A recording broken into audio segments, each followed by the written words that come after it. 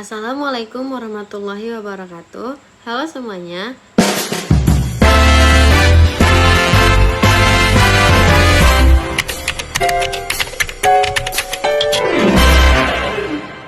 Perkenalkan, nama saya Alia dengan NIM 2403200002.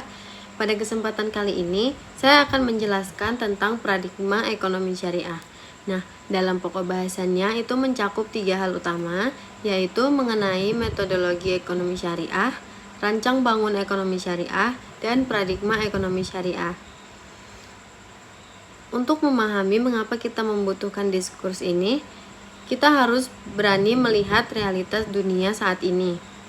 Selama berabad-abad, dunia didominasi oleh konstelasi pemikiran ekonomi konvensional, terutama kapitalisme dan sosialisme dalam berbagai variannya. Kapitalisme dengan motor penggerak self-interest atau kepentingan pribadi dan pasar bebas terbukti berhasil menstimulasi pertumbuhan kekayaan materi yang luar biasa. Namun, sistem ini menyisakan luka struktural. Ketimpangan distributif yang menganga, eksploitasi sumber daya alam yang tidak terkendali, dan krisis finansial yang terjadi secara siklikal. Di sisi lain, sosialisme yang mencoba mereduksi hak individu dalam kolektivitas seringkali mengorbankan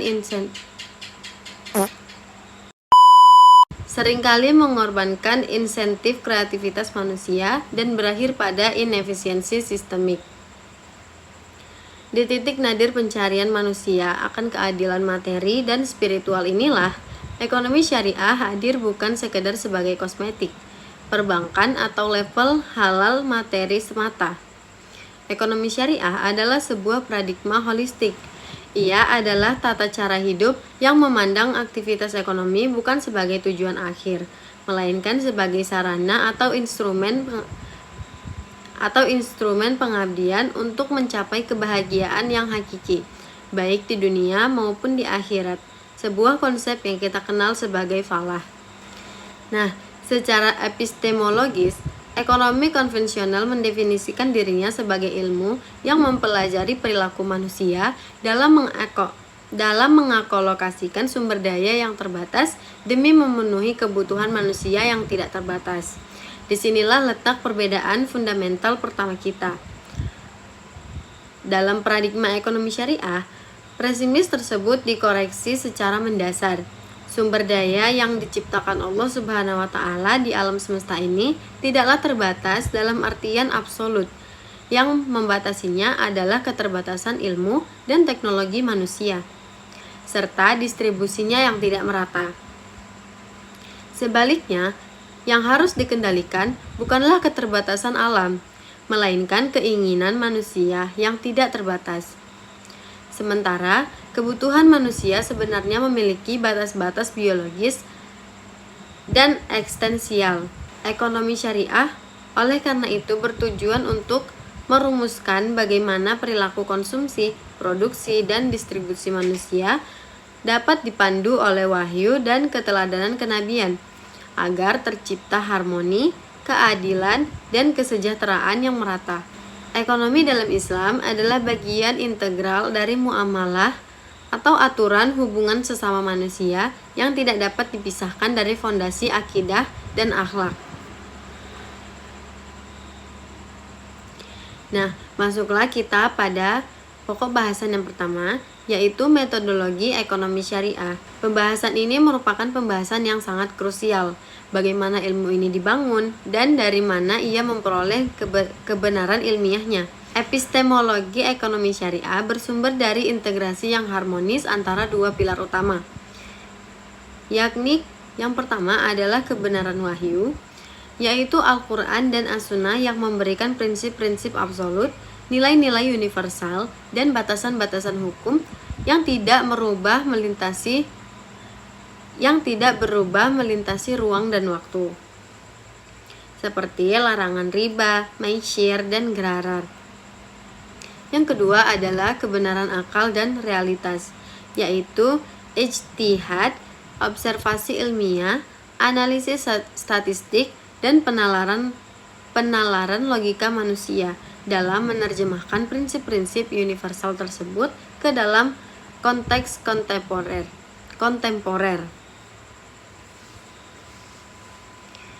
Tidak seperti ekonomi konvensional yang menganut paham positivisme murni, di mana ilmu ekonomi harus bebas nilai dan hanya menjelaskan fenomena apa adanya.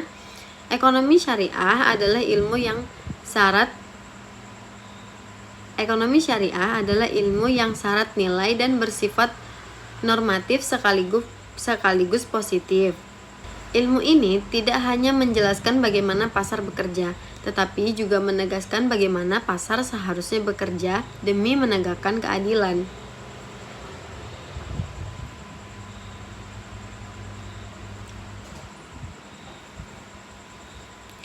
Metodologi ekonomi syariah menempatkan maqasid asy-syariah sebagai kompas utama dan alat evaluasi kebijakan ekonomi.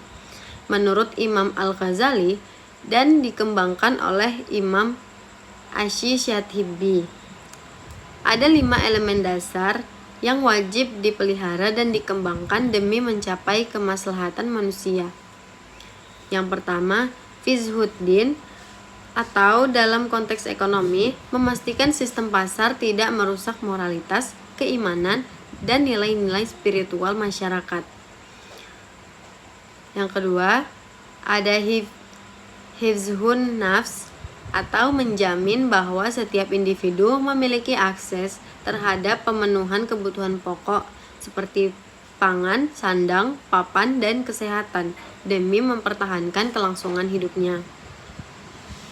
Yang ketiga, ada fizhul akal, atau mendorong investasi pada pendidikan, riset, dan teknologi, serta melarang komoditas yang merusak fungsi kognitif manusia, seperti khamar atau konten destruktif. Yang keempat, ada hifzun nas, atau memastikan keberlanjutan antar generasi, menjaga lingkungan agar tidak hancur, sehingga generasi masa depan tidak mewarisi bumi yang rusak dan utang yang menumpuk.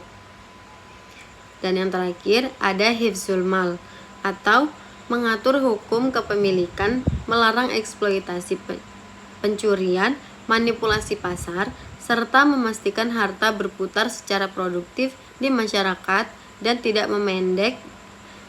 mandek di segelintir orang kaya saja.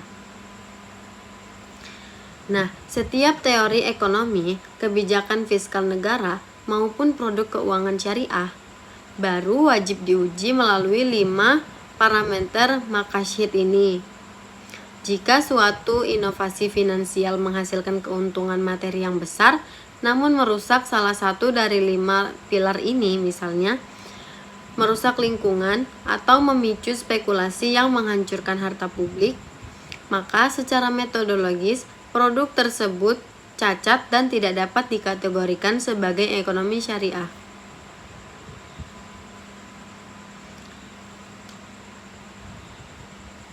Nah, dunia sekarang terus berubah.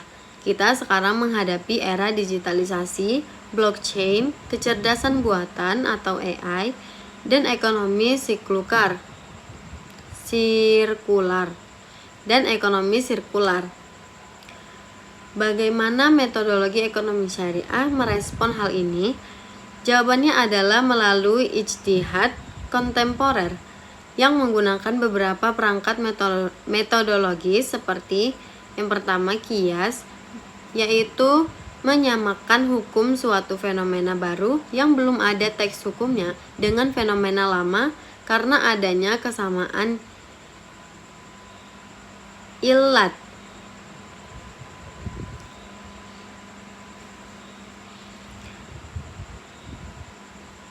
Lalu maslahah mursalah, atau mengambil tindakan atau kebijakan yang membawa kebaikan dan menolak kerusakan bagi publik, meskipun tidak ada teks spesifik yang memerintahkan atau melarangnya secara detail.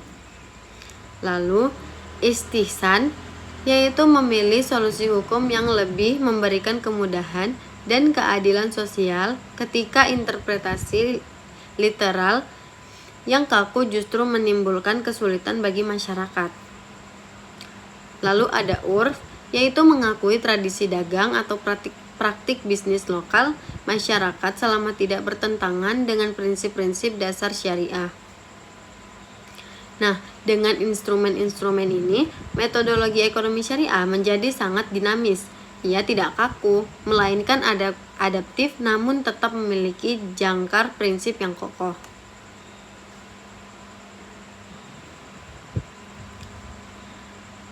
Lalu, selanjutnya masuk ke pokok pembahasan yang kedua, yaitu rancang bangun ekonomi syariah. Nah, jika kita mengibaratkan ekonomi syariah sebagai sebuah bangunan gedung yang megah, kokoh dan fungsional, maka gedung ini memiliki fondasi yang menghujam ke dalam bumi, tiang-tiang penyangga yang kuat, dan atap yang menaungi.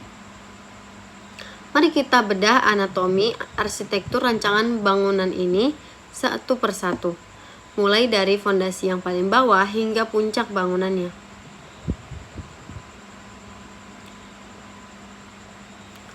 Yang pertama, fondasi filosofis. Fondasi bangunan ini terdiri dari 4 nilai filosofis fundamental yang diarsitekturi oleh para pemikir besar seperti Syed Nawab, Haider Naqvi, dan Khursyid Ahmad.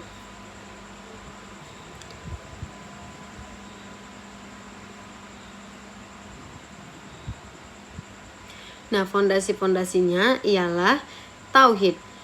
Yang pertama, ini adalah fondasi dari segala fondasi. Tauhid mengimplementasikan bahwa Allah adalah pencipta dan pemilik hakiki atas segala sesuatu di alam semesta ini.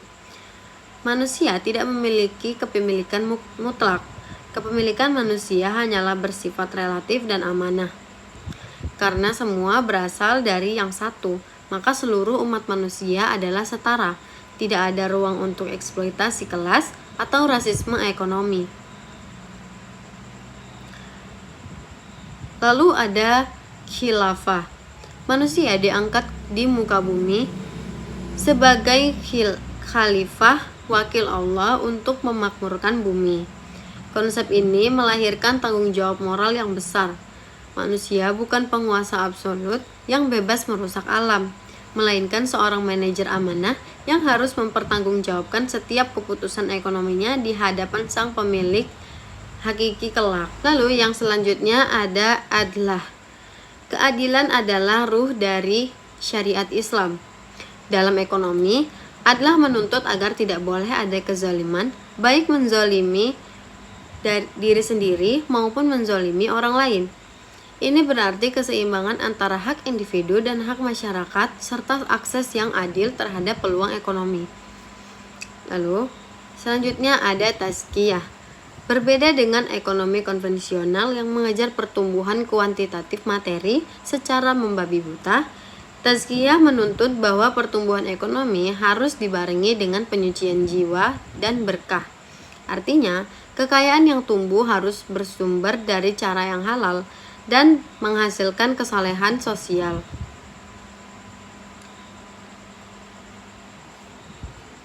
Nah, fondasi yang selanjutnya adalah tiang-tiang pilar utama.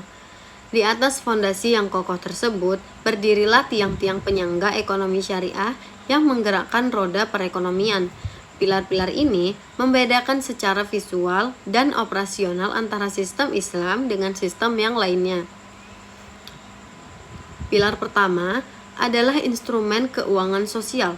Ekonomi syariah menempatkan zakat, infak, sedekah, dan wakaf bukan sebagai kegiatan karitatif sukarela di pinggiran sistem, melainkan sebagai urus utama. Kebijakan fiskal dan jaminan sosial. Zakat bertindak sebagai instrumen transfer kekayaan wajib dari orang kaya kepada golongan yang membutuhkan. Zakat secara inheren memotong penumpukan modal pasif dan memaksanya untuk kembali mengalir ke dalam sirkulasi ekonomi sebagai daya beli masyarakat kelas bawah.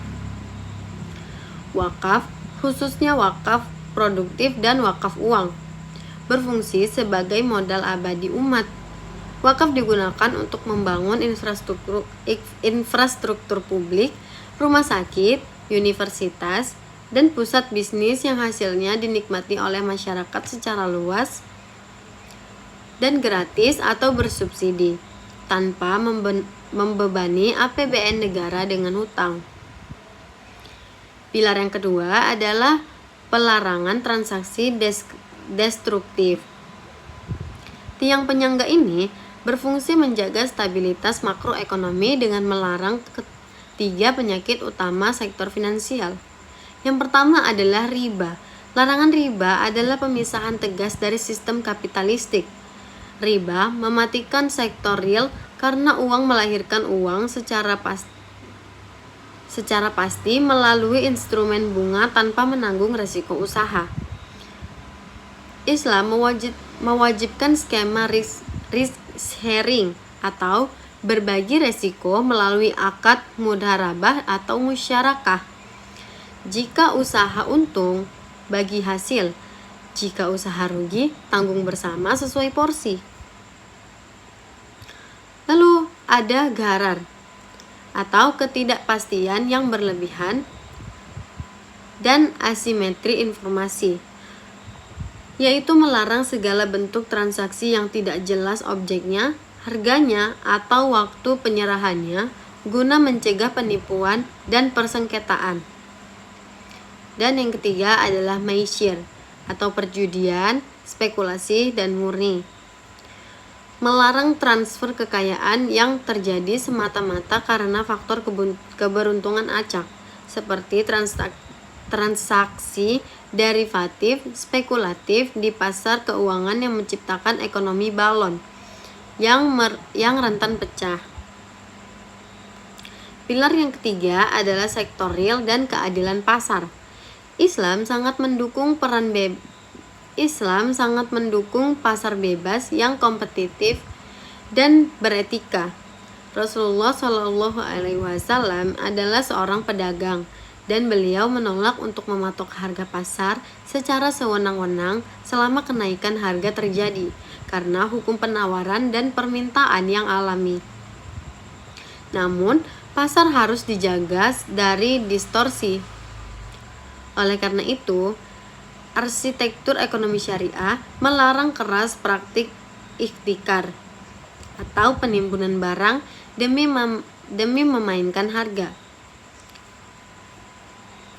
Talaki rukban atau mencegat pedagang desa di luar kota untuk membeli barangnya di bawah harga pasar sebelum mereka tahu harga asli, dan segala bentuk monopoli yang merugikan konsumen.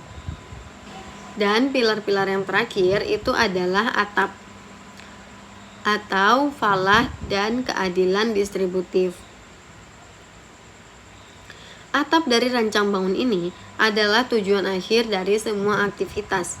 Pencapaian falah, kebahagiaan duniawi yang membawa ketenangan psikologis dan ketercukupan materi, serta keselamatan di akhirat, dan tegaknya keadilan distributif.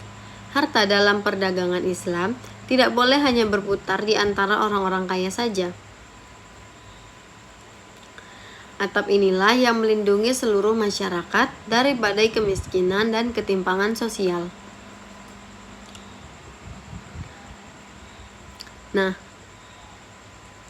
Nah, pokok bahasan yang ketiga yaitu paradigma ekonomi syariah.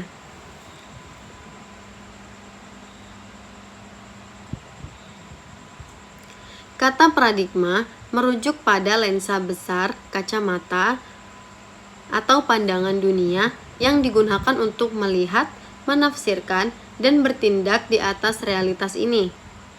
Paradigma ekonomi syariah adalah pergeseran kesadaran secara total dari cara pandang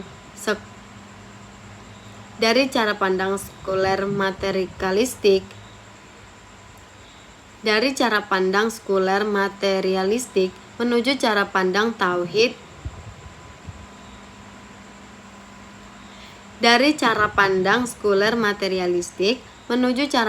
tauhid, integralistik.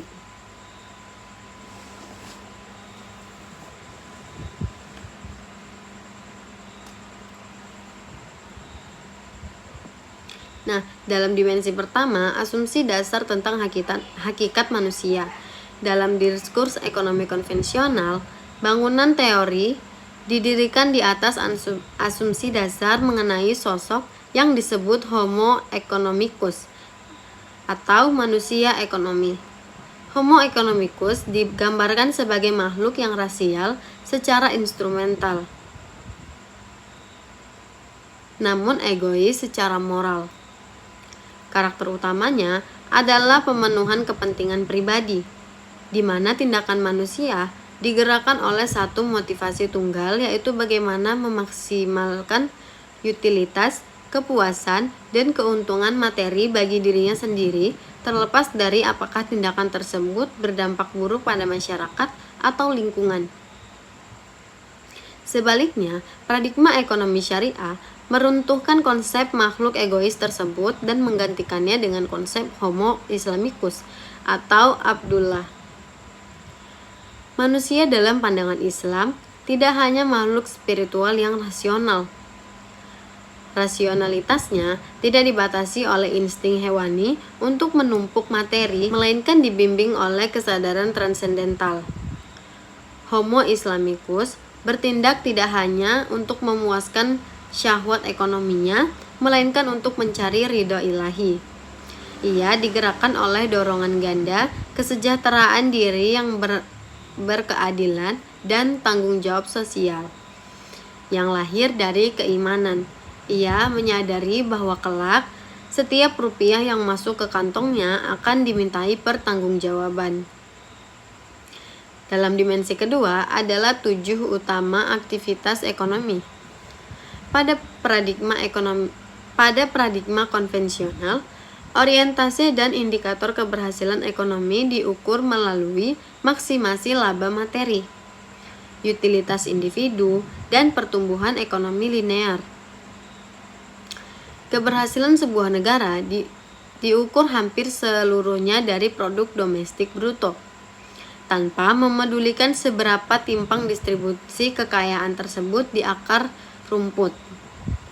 Tujuan utamanya adalah akumulasi tanpa batas kuantitatif. Lebih banyak dianggap selalu lebih baik, dan konsumsi yang tinggi dianggap sebagai simbol peradaban yang maju. Namun, di dalam paradigma syariah, tujuan utama itu dikoreksi secara fundamental menuju pencapaian falah dan barakah. Aktivitas ekonomi bukanlah tujuan pada dirinya sendiri, melainkan sarana untuk mencapai falah, yaitu kesejahteraan yang komprehensif, mencakup kecakupan materi di dunia, ketenangan psikologis, kesolehan sosial, serta keselamatan di akhirat. Di samping itu, variabel yang dikejar adalah barokah atau keberkahan, yang berarti bertambahnya kebaikan. Harta yang sedikit namun berkah dan membawa ketenangan justru lebih bernilai secara ekonomi spiritual daripada harta melimpah yang lahir dari eksploitasi, penyiksaan, kecemasan sosial. Lalu ada dimensi tercantum, yaitu konsep kepemilikan kekayaan. Mari kita lihat dimensi ketiga ini, yaitu bagaimana kedua sistem memandang aset kekayaan. Dalam ekonomi konvensional, khususnya kapitalisme, kekayaan adalah hak milik mutlak individu. Seseorang yang memiliki modal atau tanah memiliki kedaulatan penuh untuk menggunakan, menimbun, membiarkan, menganggur, atau bahkan menghancurkan aset tersebut sesuai kehendak sebebasnya, tanpa boleh diintervensi atau aturan moral keagamaan. Tanpa boleh diintervensi oleh aturan moral keagamaan. Kepemilikan ini terlepas dari tanggung jawab metafisik. Paradigma ekonomi syariah membalikkan logika ini dengan menyatakan bahwa kekayaan adalah titipan dan amanah Allah. Hak milik mutlak atas alam semesta beserta isinya berada di tangan Sang Pencipta. Manusia hanya diberikan kepemilikan relatif atau hak pemanfaatan yang bersyarat. Karena status haknya sebagai pemegang amanah, manusia terikat oleh aturan-aturan ketat dari pemilik aslinya, yaitu kekayaan harus diperoleh dengan cara yang halal, tidak boleh ditimbun, tidak boleh menggunakan untuk merusak, dan wajib dikeluarkan hak orang lain di dalamnya melalui mekanisme zakat, infak, sedekah, dan wakaf. Kekayaan dalam Islam berfungsi sosial, bukan egois. Lalu ada dimensi keempat, yaitu mekanisme dan arsitektur sistem keuangan. Ini yang terakhir, perbedaan ini mewujud secara konkret pada arsitektur sistem keuangannya. Ekonomi konvensional beroperasi di atas sistem berbasis utang dan bunga. Uang diperlukan sebagai komoditas yang bisa diperjualbelikan dan disewakan dengan harga berupa bunga. Hal ini menciptakan pemisahan yang berbahaya antara sektor keuangan dan sektor real. Sektor keuangan bisa tumbuh ribuan kali lipat secara spekulatif melalui instrumen derivatif dan utang berbunga. Sementara pabrik-pabrik dan sektor pertanian di sektor real mengalami stagnasi. Paradigma ekonomi syariah dengan tegas memutus rantai tersebut dan mewajibkan sistem berbasis sektor real dan sektor berbagi risiko. Dalam Islam, uang bukanlah komoditas, melainkan uang hanyalah nilai tukar dan alat ukur nilai. Uang tidak dapat melahirkan uang dengan sendirinya, hanya karena berjalannya waktu melalui instrumen bunga. Agar uang bisa menghasilkan keuntungan, ia harus dikaitkan secara langsung dengan aset real dan aktivitas produktif di lapangan, baik melalui perdagangan, sewa-menyewa, maupun kemitraan bagi hasil. Sistem ini mengunci agar pertumbuhan sektor keuangan selalu berjalan selaras dan seimbang dengan pertumbuhan kapasitas produksi nyata di masyarakat, sehingga mencegah terjadinya krisis ekonomi akibat pecahnya balon spekulasi keuangan. Banyak ekonomi barat yang mengkritik bahwa masukan unsur agama atau moralitas ke dalam ekonomi akan membuat manusia bertindak tidak rasional. Ini adalah kesalahpahaman yang fundamental. Ekonomi syariah tidak membuang konsep rasionalitas. Ekonomi syariah tidak membuang konsep rasionalitas. Kita mematangkan dan memperluas cakrawala rasionalitas tersebut. Dalam ekonomi konvensional, tindakan rasional dibatasi oleh dinding duniawi yang pendek. Jika saya menyumbangkan setengah harta saya tanpa imbalan komersial, tindakan itu dianggap Jika saya menyumbangkan setengah harta saya tanpa imbalan komersial, tindakan itu dianggap mengurangi utilitas materi saya.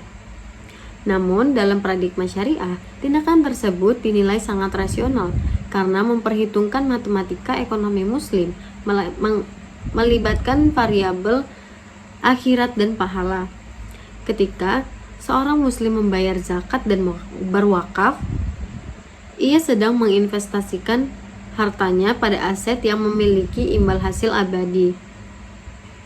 Rasionalitas dalam Islam adalah rasionalitas jangka panjang yang melampaui kematian.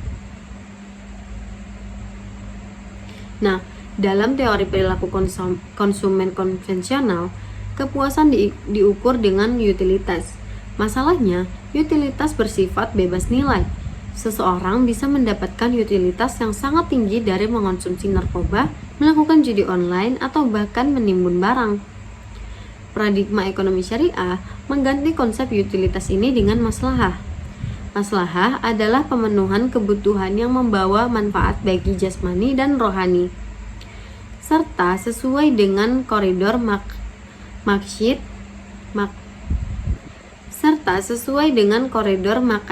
asy-syariah. Sesuatu yang membawa kepuasan indrawi tetapi merusak moral atau kesehatan tidak dapat disebut dengan maslahah, melainkan mafsadah. Konsumsi dalam Islam dibatasi oleh 2 garis. Tidak boleh mengonsumsi yang haram dan tidak boleh berlebihan atau mubazir. Nah, mungkin sampai di situ saja materi yang akan saya jelaskan pada video ini. Sampai jumpa di video saya yang selanjutnya. Saya akhiri dengan wassalamualaikum warahmatullahi wabarakatuh.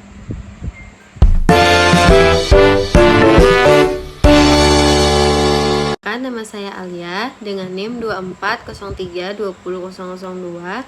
Pada kesempatan kali ini, saya akan menjelaskan tentang paradigma ekonomi syariah. Nah, dalam pokok bahasannya itu mencakup 3 hal utama, yaitu mengenai metodologi ekonomi syariah, rancang bangun ekonomi syariah, dan paradigma ekonomi syariah. Untuk memahami mengapa kita membutuhkan diskurs ini, kita harus berani melihat realitas dunia saat ini. Selama berabad-abad, dunia didominasi oleh konstelasi pemikiran ekonomi konvensional, terutama kapitalisme dan sosialisme dalam berbagai variannya. Kapitalisme dengan motor penggerak self-interest atau kepentingan pribadi dan pasar bebas terbukti berhasil menstimulasi pertumbuhan kekayaan materi yang luar biasa. Namun, sistem ini menyisakan luka struktural. Ketimpangan distributif yang menganga, eksploitasi sumber daya alam yang tidak terkendali, dan krisis finansial yang terjadi secara siklikal. Di sisi lain, sosialisme yang mencoba mereduksi hak individu dalam kolektivitas seringkali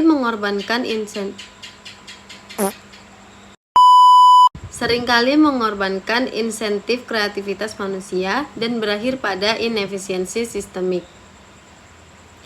Di titik nadir pencarian manusia akan keadilan materi dan spiritual inilah, ekonomi syariah hadir bukan sekedar sebagai kosmetik, perbankan atau level halal materi semata. Ekonomi syariah adalah sebuah paradigma holistik. Ia adalah tata cara hidup yang memandang aktivitas ekonomi bukan sebagai tujuan akhir, melainkan sebagai sarana atau instrumen pengabdian untuk mencapai kebahagiaan yang hakiki, baik di dunia maupun di akhirat. Sebuah konsep yang kita kenal sebagai falah. Nah, secara epistemologis, ekonomi konvensional mendefinisikan dirinya sebagai ilmu yang mempelajari perilaku manusia dalam mengakolokasikan sumber daya yang terbatas demi memenuhi kebutuhan manusia yang tidak terbatas. Disinilah letak perbedaan fundamental pertama kita. Dalam paradigma ekonomi syariah, premis tersebut dikoreksi secara mendasar. Sumber daya yang diciptakan Allah Subhanahu wa Ta'ala di alam semesta ini tidaklah terbatas dalam artian absolut.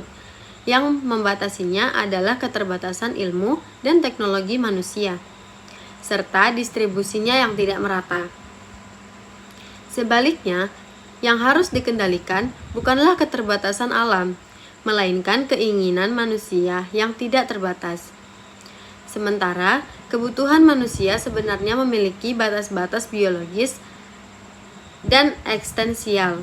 Ekonomi syariah, oleh karena itu, bertujuan untuk merumuskan bagaimana perilaku konsumsi, produksi, dan distribusi manusia dapat dipandu oleh wahyu dan keteladanan kenabian, agar tercipta harmoni, keadilan, dan kesejahteraan yang merata. Ekonomi dalam Islam adalah bagian integral dari muamalah atau aturan hubungan sesama manusia yang tidak dapat dipisahkan dari fondasi akidah dan akhlak. Nah, masuklah kita pada pokok bahasan yang pertama, yaitu metodologi ekonomi syariah. Pembahasan ini merupakan pembahasan yang sangat krusial. Bagaimana ilmu ini dibangun dan dari mana ia memperoleh kebenaran ilmiahnya. Epistemologi ekonomi syariah bersumber dari integrasi yang harmonis antara dua pilar utama, yakni yang pertama adalah kebenaran wahyu, yaitu Al-Quran dan As-Sunnah yang memberikan prinsip-prinsip absolut, nilai-nilai universal, dan batasan-batasan hukum yang tidak berubah melintasi ruang dan waktu, seperti larangan riba, ma'isyir, dan gharar. Yang kedua adalah kebenaran akal dan realitas, yaitu ijtihad, observasi ilmiah, analisis statistik, dan penalaran logika manusia dalam menerjemahkan prinsip-prinsip universal tersebut ke dalam konteks kontemporer.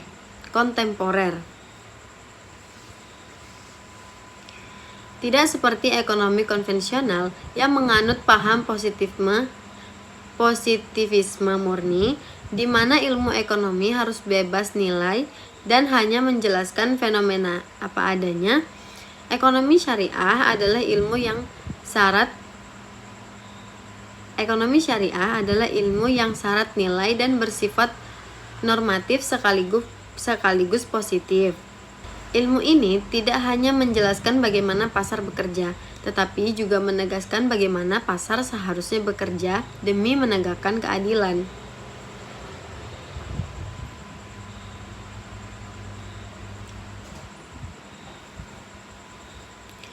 Metodologi ekonomi syariah menempatkan maqasid asy-syariah sebagai kompas utama dan alat evaluasi kebijakan ekonomi.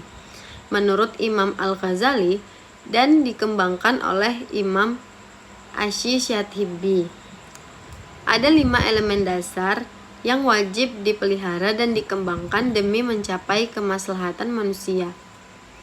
Yang pertama, Fiqhuddin, atau dalam konteks ekonomi, memastikan sistem pasar tidak merusak moralitas, keimanan, dan nilai-nilai spiritual masyarakat. Yang kedua, ada hifzun nafs, atau menjamin bahwa setiap individu memiliki akses terhadap pemenuhan kebutuhan pokok seperti pangan, sandang, papan, dan kesehatan demi mempertahankan kelangsungan hidupnya.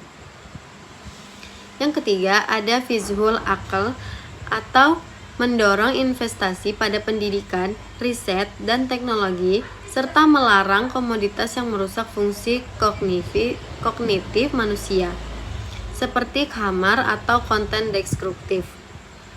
Yang keempat, ada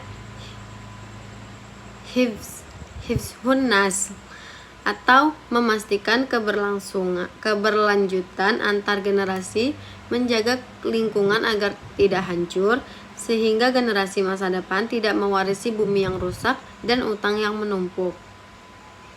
Dan yang terakhir, ada hifzul mal, atau mengatur hukum kepemilikan, melarang eksploitasi pencurian, manipulasi pasar, serta memastikan harta berputar secara produktif di masyarakat dan tidak mandek di segelintir orang kaya saja. Nah, setiap teori ekonomi, kebijakan fiskal negara, maupun produk keuangan syariah baru wajib diuji melalui 5 parameter maqasid ini. Jika suatu inovasi finansial menghasilkan keuntungan materi yang besar, namun merusak salah satu dari 5 pilar ini, misalnya merusak lingkungan atau memicu spekulasi yang menghancurkan harta publik, maka secara metodologis produk tersebut cacat dan tidak dapat dikategorikan sebagai ekonomi syariah.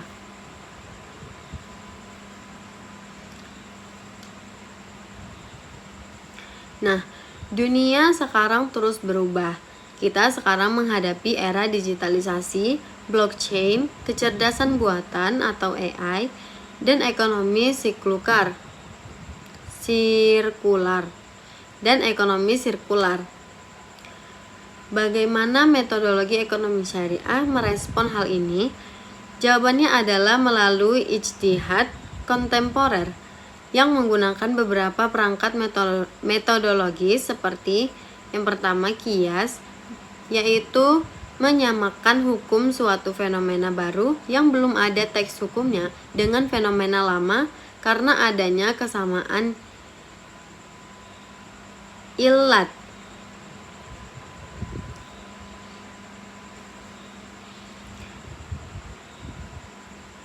Lalu maslahah mursalah, atau mengambil tindakan atau kebijakan yang membawa kebaikan dan menolak kerusakan bagi publik, meskipun tidak ada teks spesifik yang memerintahkan atau melarangnya secara detail. Lalu, istihsan, yaitu memilih solusi hukum yang lebih memberikan kemudahan dan keadilan sosial ketika interpretasi literal yang kaku justru menimbulkan kesulitan bagi masyarakat. Lalu ada urf, yaitu mengakui tradisi dagang atau praktik bisnis lokal masyarakat selama tidak bertentangan dengan prinsip-prinsip dasar syariah. Nah, dengan instrumen-instrumen ini, metodologi ekonomi syariah menjadi sangat dinamis. Ia tidak kaku, melainkan adaptif namun tetap memiliki jangkar prinsip yang kokoh.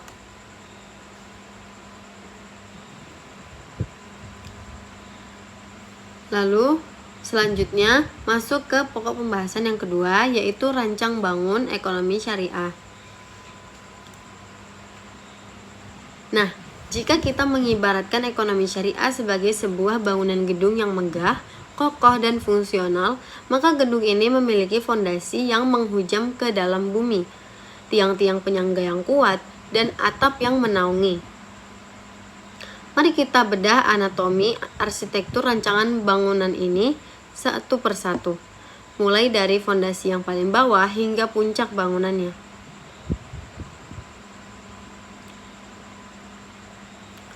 Yang pertama, fondasi filosofis. Fondasi bangunan ini terdiri dari 4 nilai filosofis fundamental yang diarsitekturi oleh para pemikir besar seperti Syed Nawab, Haider Naqvi, dan Khursyid Ahmad.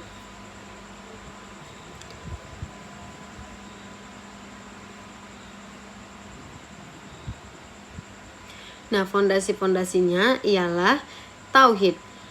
Yang pertama, ini adalah fondasi dari segala fondasi.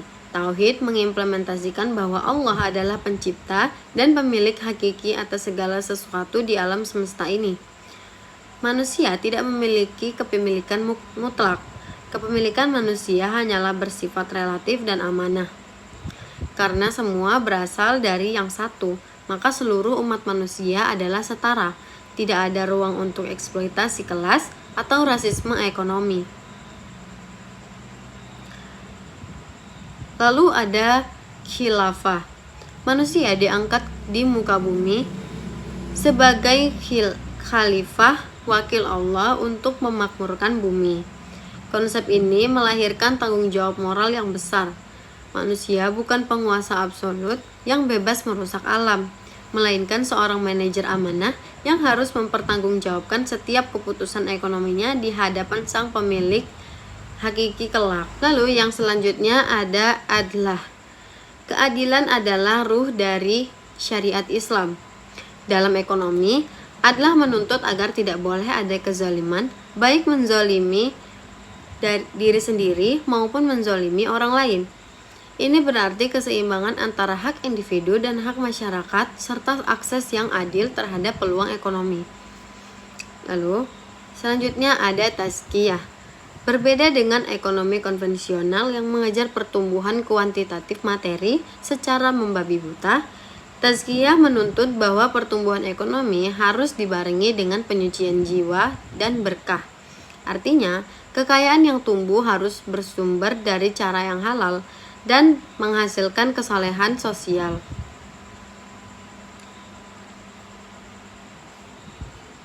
Nah, fondasi yang selanjutnya adalah tiang-tiang pilar utama. Di atas fondasi yang kokoh tersebut, berdirilah tiang-tiang penyangga ekonomi syariah yang menggerakkan roda perekonomian. Pilar-pilar ini membedakan secara visual dan operasional antara sistem Islam dengan sistem yang lainnya. Pilar pertama adalah instrumen keuangan sosial. Ekonomi syariah menempatkan zakat, infak, sedekah, dan wakaf bukan sebagai kegiatan karitatif sukarela di pinggiran sistem, melainkan sebagai urus utama kebijakan fiskal dan jaminan sosial. Zakat bertindak sebagai instrumen transfer kekayaan wajib dari orang kaya kepada golongan yang membutuhkan. Zakat secara inheren memotong penumpukan modal pasif dan memaksanya untuk kembali mengalir ke ke dalam sirkulasi ekonomi sebagai daya beli masyarakat kelas bawah. Wakaf, khususnya wakaf produktif dan wakaf uang, berfungsi sebagai modal abadi umat. Wakaf digunakan untuk membangun infrastruktur publik, rumah sakit, universitas, dan pusat bisnis yang hasilnya dinikmati oleh masyarakat secara luas dan gratis atau bersubsidi, tanpa membebani APBN negara dengan hutang. Pilar yang kedua adalah pelarangan transaksi destruktif. Tiang penyangga ini berfungsi menjaga stabilitas makroekonomi dengan melarang ketiga penyakit utama sektor finansial. Yang pertama adalah riba. Larangan riba adalah pemisahan tegas dari sistem kapitalistik. Riba mematikan sektor real karena uang melahirkan uang secara pasti melalui instrumen bunga tanpa menanggung risiko usaha. Islam mewajibkan skema risk sharing atau berbagi resiko melalui akad mudharabah atau musyarakah. Jika usaha untung, bagi hasil. Jika usaha rugi, tanggung bersama sesuai porsi. Lalu ada gharar atau ketidakpastian yang berlebihan dan asimetri informasi, yaitu melarang segala bentuk transaksi yang tidak jelas objeknya, harganya, atau waktu penyerahannya guna mencegah penipuan dan persengketaan. Dan yang ketiga adalah maisir atau perjudian, spekulasi, dan murni. Melarang transfer kekayaan yang terjadi semata-mata karena faktor keberuntungan acak, seperti transaksi derivatif spekulatif di pasar keuangan yang menciptakan ekonomi balon yang rentan pecah. Pilar yang ketiga adalah sektor real dan keadilan pasar. Islam sangat mendukung pasar bebas yang kompetitif dan beretika. Rasulullah Shallallahu Alaihi Wasallam adalah seorang pedagang, dan beliau menolak untuk mematok harga pasar secara sewenang-wenang selama kenaikan harga terjadi, karena hukum penawaran dan permintaan yang alami. Namun, pasar harus dijaga dari distorsi. Oleh karena itu, arsitektur ekonomi syariah melarang keras praktik ihtikar atau penimbunan barang demi memainkan harga. Talaki rukban atau mencegat pedagang desa di luar kota untuk membeli barangnya di bawah harga pasar sebelum mereka tahu harga asli, dan segala bentuk monopoli yang merugikan konsumen. Dan pilar-pilar yang terakhir itu adalah atap atau falah dan keadilan distributif. Atap dari rancang bangun ini adalah tujuan akhir dari semua aktivitas.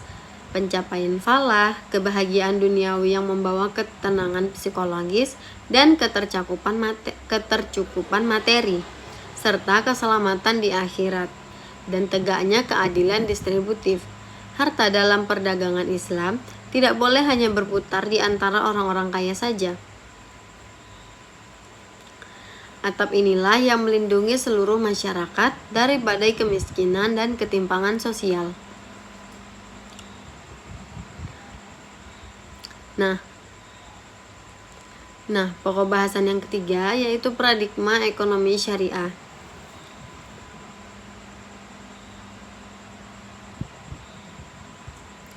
Kata paradigma merujuk pada lensa besar kacamata atau pandangan dunia yang digunakan untuk melihat, menafsirkan, dan bertindak di atas realitas ini.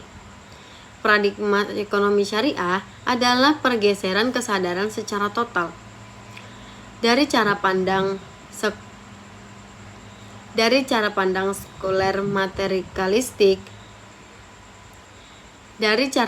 sekuler materialistik menuju cara pandang tauhid dari cara pandang sekuler materialistik menuju cara pandang tauhid integralistik.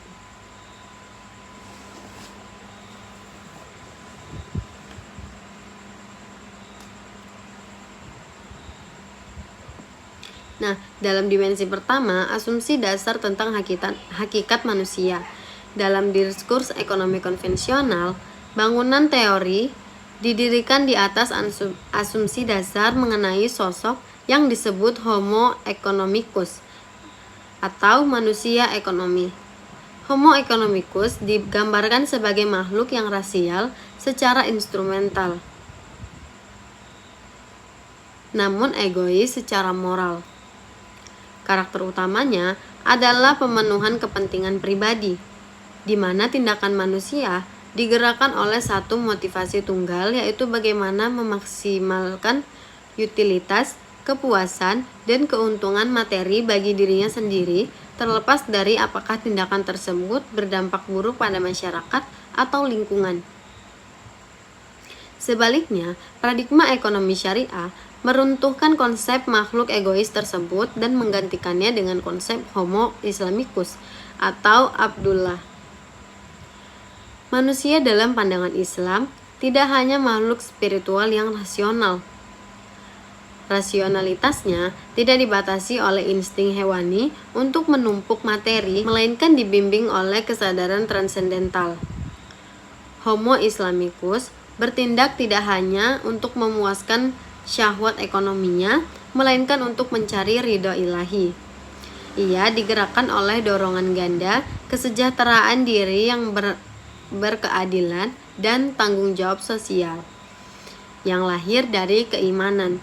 Ia menyadari bahwa kelak setiap rupiah yang masuk ke kantongnya akan dimintai pertanggungjawaban.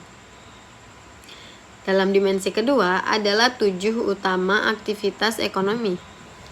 Pada paradigma konvensional, orientasi dan indikator keberhasilan ekonomi diukur melalui maksimasi laba materi, utilitas individu, dan pertumbuhan ekonomi linear.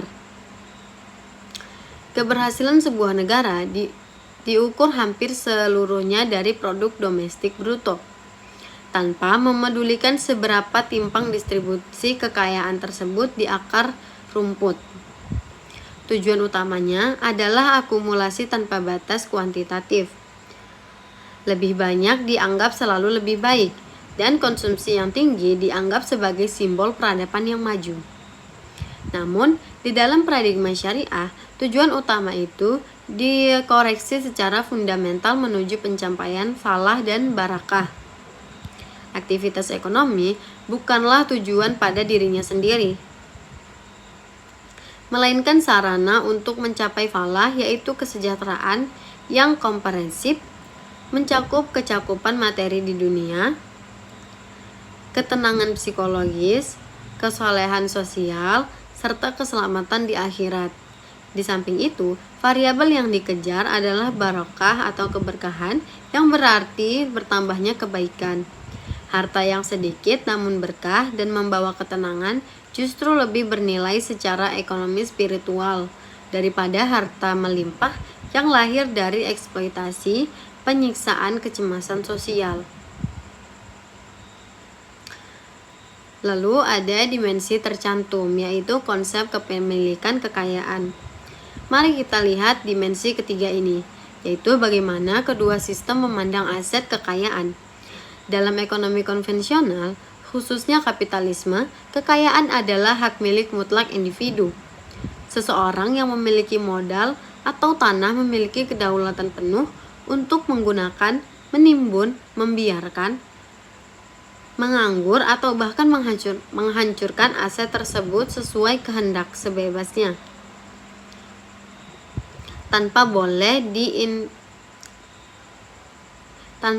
diintervensi atau aturan moral keagamaan. Tanpa boleh diintervensi oleh aturan moral keagamaan. Kepemilikan ini terlepas dari tanggung jawab metafisik. Paradigma ekonomi syariah membalikkan logika ini dengan menyatakan bahwa kekayaan adalah titipan dan amanah Allah. Hak milik mutlak atas alam semesta beserta isinya berada di tangan Sang Pencipta.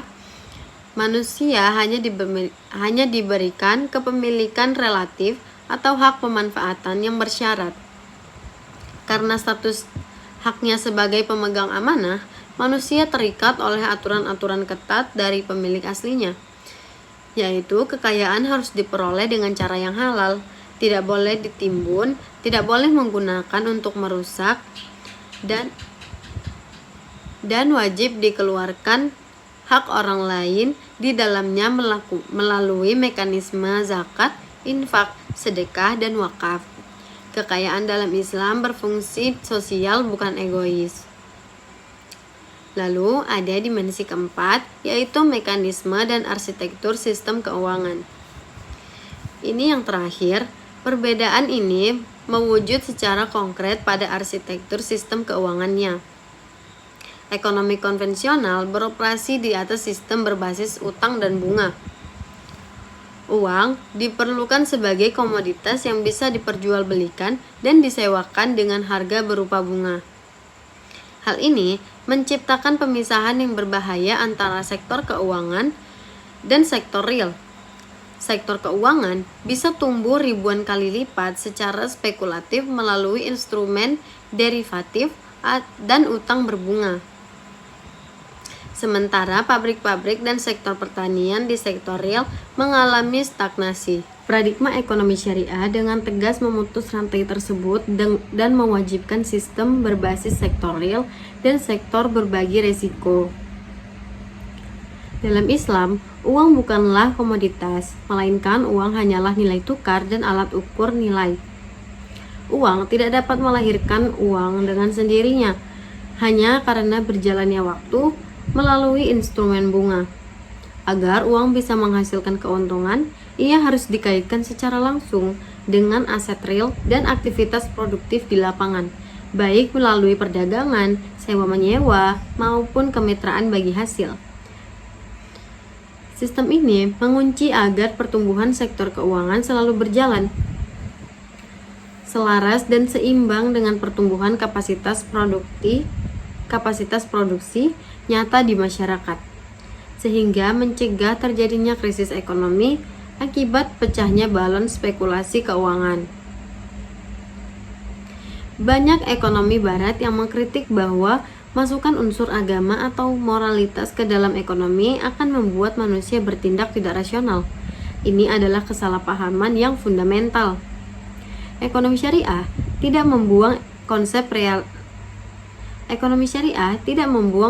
rasionalitas. Ekonomi syariah tidak membuang konsep rasionalitas. Kita mematangkan dan memperluas cakrawala rasionalitas tersebut. Dalam ekonomi konvensional, tindakan rasional dibatasi oleh dinding duniawi yang pendek. Jika saya menyumbangkan setengah harta saya tanpa imbalan komersial, tindakan itu dianggap Jika saya menyumbangkan setengah harta saya tanpa imbalan komersial, tindakan itu dianggap mengurangi utilitas materi saya. Namun, dalam paradigma syariah, tindakan tersebut dinilai sangat rasional karena memperhitungkan matematika ekonomi muslim, melibatkan variabel akhirat dan pahala.